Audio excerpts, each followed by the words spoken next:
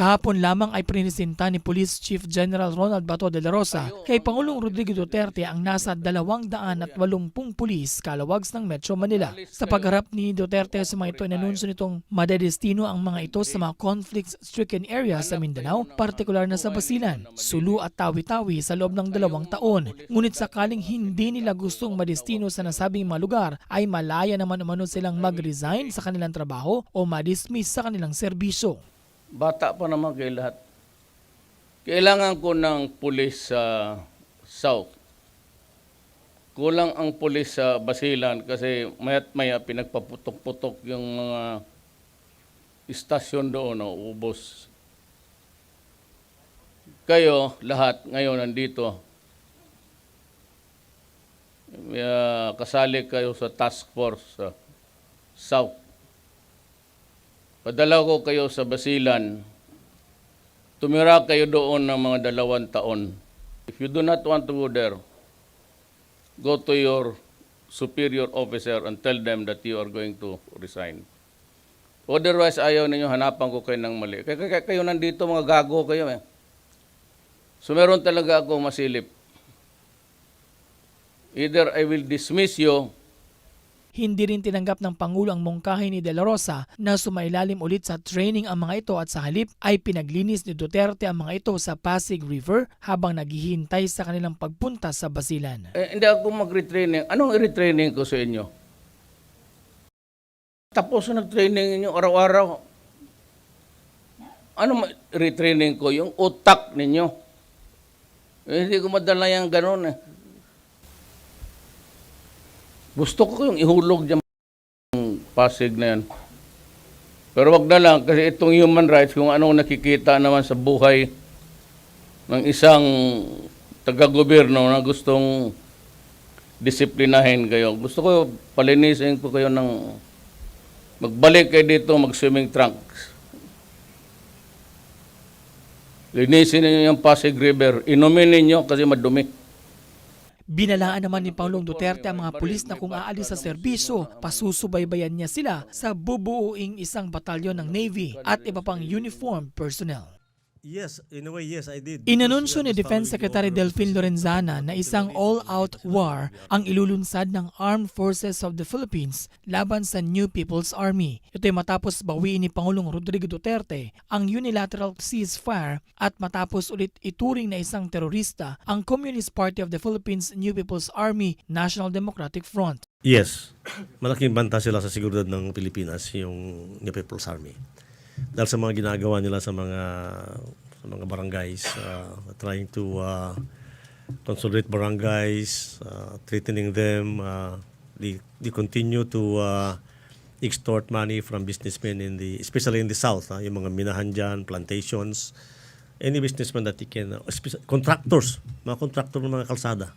Bukod dito, dagdag ng Defense Chief, nasisimula na rin umano ng pamahalaan ang pag-aresto sa mga consultant ng rebelding grupo na pinalaya upang makadalo sa ginawang usaping pangkapayapaan sa pagitan ng Pilipinas at ng CPP-NPA. Puspusan din umano ang gagawing pagtugis ng militar sa mga NPA para matigil sila sa kanilang terror at extortion activities. Yes, in a way, yes, I did because we are just following the order of the President na pag dumating sila rito, pag nakita sila, they will be arrested. That's why I've talked to Secretary Doresa. Sabi ko, kung pwede yung mga nandyan, they will turn themselves in so that they will be treated accordingly na hindi yung habol-habulin sila. Mabuti pa siguro dahil sa kung arestuhin sila, you should be better na i-turn in nila yung sarili nila.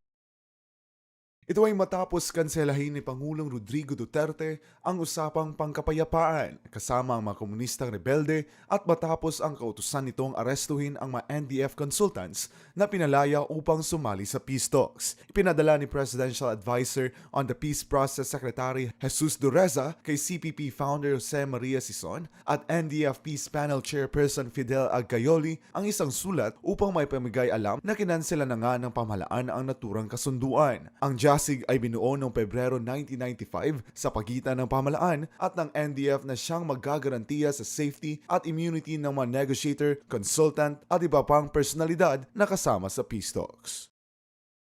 Ayon kay Trillanes, Tama lang ang hakbang na ginawa ng Pangulo matapos di umunong pagbabarilin ng mga rebelde ang 3 nakasibilyang sundalo sa Malay-Balay, Bukidnon kamakailan lamang. Samantala nanawagan ang senador sa Pangulo na kung seryoso nga ito sa paglaban sa rebeldeng grupo ay dapat na nitong paalisin sa pwesto ang mga leftist cabinet members nito. Matatanda ang nasa all-out war ngayon ang Armed Forces of the Philippines laban sa rebeldeng grupo matapos suspindihin ni Duterte ang usapang pangkapayapaan at ipag-utos ang pag-aresto sa mga NDF consultant na pinalaya upang sumali sa peace talks noong Agosto 2015 at Enero 19 hanggang 25 ngayong taon. Sa isang Facebook post ni Agriculture Secretary Manny Piñol, inihayag nito na naglabas ng umano ng go signal si Pangulong Rodrigo Duterte para gawing mandatory ang Reserve Officers Training Corps o ROTC program para sa mga mag-aaral ng grade 11 at grade 12, mapapubliko o pribadong paaralan man. Inihayag ni Piñol na ang pinasang proposed policy ay ibibigay ng umano sa Kongreso at paaprubahan agad batay sa utos ng Presidente. Ang training ay isang proposal ni Defense Chief Delfin Lorenzana para maamyendahan ang Republic Act 7077 o Citizen Armed Forces or Armed Forces of the Philippines Reservist Act. Matatandang naging optional ang ROTC noong 2002 matapos ang pagpatay umano ng course officers sa isang estudyante sa University of Santo Tomas dahil sa pagbubunyag ng maling pamamahala ng pondo nito. Isiniwalat din ng isang army official ang pagbaba ng reserve force ng bansa matapos inaprubahan ang National Service Training Program noong 2001.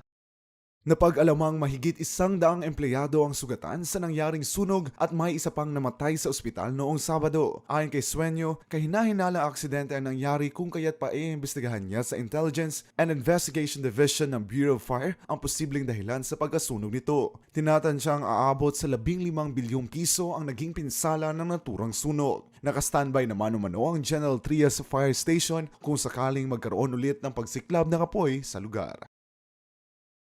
Ayon kay Iran Foreign Ministry spokesman Bahram Qasemi na ang kanilang missile test ay hindi panunubok o mensahe para sa bagong Pangulo ng Amerika. Hindi na aniya kailangan na subukan pa si Trump dahil narinig na umano ng Iran ang mga polisiya nito at kilala na nila kung anong uri ito ng leader. Sa kabila nito ay sinabi ng Iran na unstable ang Amerika at pabago-bago ang mga panindigan ng bagong Commander-in-Chief. Napag-alaman na matapos ang isinagawang missile test ng Iran ay pinatawan ng Trump administration ng bagong sanksyon ang Iran at binigyan ng notice.